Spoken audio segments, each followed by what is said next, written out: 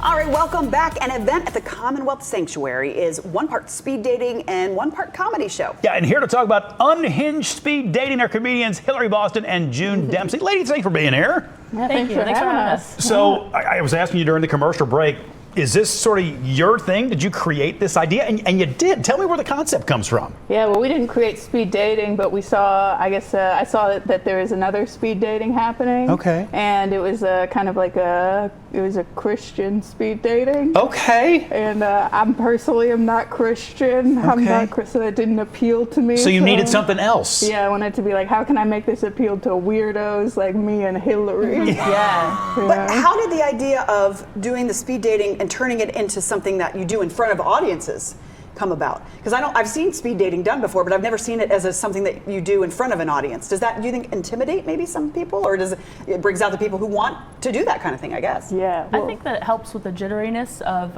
not being like a face-to-face interview with people. Okay.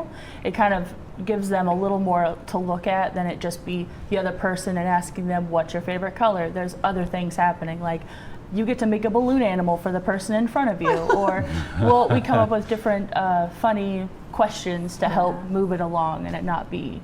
That is so fun. Yeah. It's not really in front of audiences. It's like normal speed dating, and then we kind of throw comedians in there as like participants, like hidden participants who are like characters who will be like designed weirdos. Okay, Oh we my gosh, I just love both made that. a face We because did. we used to do murder mystery dinner Yeah, theater. yeah. You know what I mean, where you Yeah. have some plants in the audience, and it kind of feels like, is that right? Yeah, like Fair comparison. immersive. Very true. Yeah. So very if- similar. Oh, I love that. If you're participating in this, you don't know if you're actually getting up with somebody who is there to meet somebody or a planted comedian. How fun is that? That's kind of big time fun, actually. When you went to friends who are comedians with this idea, what did they think of it? I think we had everyone be like, we're down. Also, we have questions, which is fair. Which is fair. Yeah, I think so. I But think so. We've had a couple of reoccurring people because they like doing it so much. Yeah. It sounds like something so fun. Something I wanted to point out, Bob, is we are not invited to participate because it's out of our age group. Yes. Meant for ages Also 21 to 45. married. Right, well, married. There's that part of it that we should probably not be participating anyway. But you have kind of an age group and a demo in mind. Talk about the people who you our think last are... one we had an age range because we really wanted to focus on like the dating part of it. Yeah. And it can be kind of uncomfortable. We've seen it be a little uncomfortable when it's like a 55-year-old matched with a 22-year-old. That's true. That's a good point. Yeah. That's a good so point. good to have a range of people that you think would be, matching together well. Have you had any awkward situations that have come up during any of these? I'm sure you've had several, or any that are fun to talk about.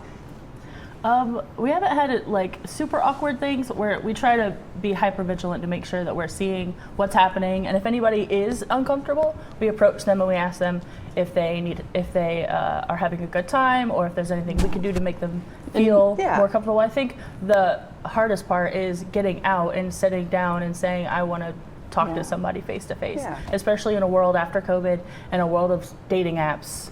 It's more intimidating. To be face to face. Yeah, I haven't seen anybody exactly be awkward in that way. But we do have comedic ways of dealing with it when people are like crossing a boundary. We have like marshmallow guns that will hit. There we go. Okay. Yeah, and then we'll People have are like creepy. we set up a like booth at one of them, and we'd put people in a horny jail. I love the way that you guys are dealing with this. It's fun. See, and that's if I were younger and single, I would totally participate in this. I think it's so fun. And we've been talking a lot lately about how people are on their devices so much and not getting out and meeting each other face to face. So what a great way to do this. And now that you talk about it, I see that it lifts that boundary a little bit of making it kind of scary. Of, like you said, if maybe just putting two people like over on by themselves, like you've got a whole bunch of people there, so the pressure's off. yeah, I like that. Low pressure situation. Let's talk about the comedy angle from you guys. Who do you like? Like when I talk to comedians, I'm always interested in who comedians find funny. Like, who do you find funny? I think a lot of local comedians are really funny, especially up here in Cincinnati. You have some of the best regional comics. You have Blake Hammond, you have Ram Barnacle. They're great.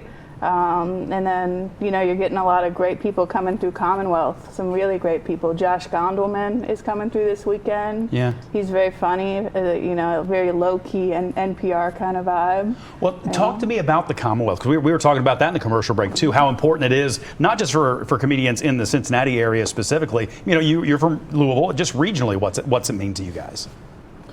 It means great things. There's like, I think there's like, comedy clubs can be really hard to get into as a young comedian. And I mean young age-wise, not like I've only been doing it a year. Because I think if you're older, if you're like 50 or something, there's like many clubs that are like looking for that, you know, looking for like an older person to appeal to their audience. But then there's very few spots that are like looking for like young, weird, different, queer, different voices, and I think the Commonwealth is one of those spots, and that's really appreciated. Yeah, they seem to be doing a lot of really great stuff there. Yeah, I mean, and trying different stuff out. Again, like, we keep hearing about them. Yeah. You know, stuff like this, not just straight stand-up comedy, but doing all kinds of different stuff, which is great. Well, if people want to participate, can you guys give us the details of when it's happening, how they can sign up, that type of thing? It's this Thursday, May 2nd, and it's at 7.